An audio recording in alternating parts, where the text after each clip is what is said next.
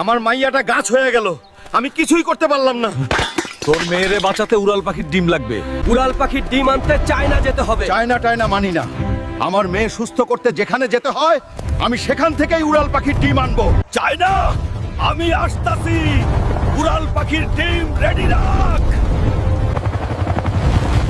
অবশেষে চায়না, ওই তো ডিম।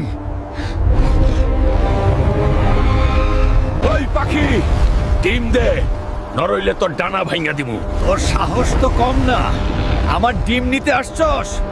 আজ তরেই আমার বাচ্চার খাবার বানাবো। তোর ডিম ছাড়া আমার মাইয়া সুস্থ হইব না। তোর মেয়েরে বাঁচাইতে গিয়ে আমার সন্তানরে মেরে ফেলবি।